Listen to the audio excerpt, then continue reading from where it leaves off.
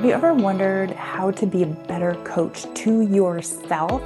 Working with a coach or a therapist that you trust can be so transformational.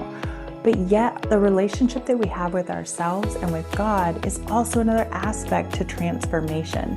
Working with clients for over 2 decades, I've really refined this self-coaching process that you can do in tandem with God. Here are the 5 steps for coaching with God. First, you'll want to carve out about 15-20 minutes. If you have longer, that'd be great, but it doesn't have to be a crazy amount of time. And get a piece of paper so that you can write down and process. Step number 1, identify what it is you're going through. And I invite you to write down only the facts of what's going on. So leave your interpretations, your stories, your judgments, put all that aside. We're only working with the facts at step number 1. Step number 2, I invite you to go inside and consider, based on the facts, how am I feeling? What is the emotional impact on me? And write those out. And again, feelings aren't judgments or thoughts. So feelings would be happy, sad, distraught, uncertain, whatever it is that's impacting you. Now, when we're having a negative emotional experience, and what I mean by negative is there are emotions that most people agree do not feel good. Anger, sadness, all of those, we all have a shared experience of being negative.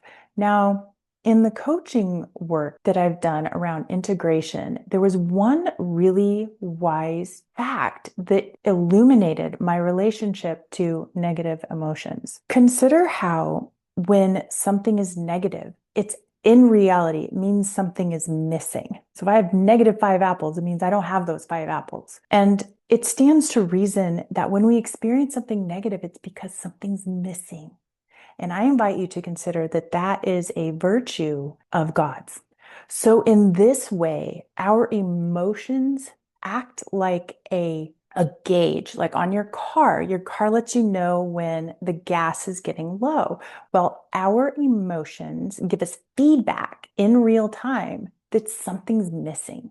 And we can use the very feedback that God has designed us with to get really real about what is missing, what's going on, so that we can then look at next steps. Okay, so we have facts, feelings. So number 3 is we turn to God with our faith and we ask God, what virtue is missing here? And let God guide you. After we've taken that step, we can go to step number 4 and ask God for guidance. How can I bring this virtue to life? How can I bring this virtue that's been missing into this situation? Sometimes that's an action. Sometimes it's an inaction. Sometimes we need to do nothing because doing something would interfere. So it's really important to tune in on how this virtue can show up. In other words, what is the wisdom of this virtue teaching you? And step number 5 is forgiveness. Consider, is there any forgiveness that's needed here? Oftentimes in stressful situations, forgiveness can be very needed.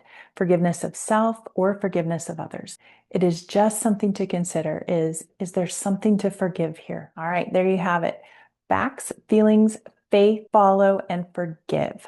As we go through this process, it can help us tune back in to the gifts of the Spirit. Galatians 5:22-23 says, "But the fruit of the Spirit is love, joy, peace, forbearance, kindness, goodness, faithfulness, gentleness, and self-control. Against such things, there is no law." I hope this video has been immeasurably helpful to you on your journey of being self-empowered. Again, working with a coach or a therapist can be highly transformational because anytime we're self-referenced, we can be susceptible to self-deception. So my hope is that this process gives you an opening to build your relationship with yourself and with God at your side. Please share this with anyone who's needing this message today, and happy coaching.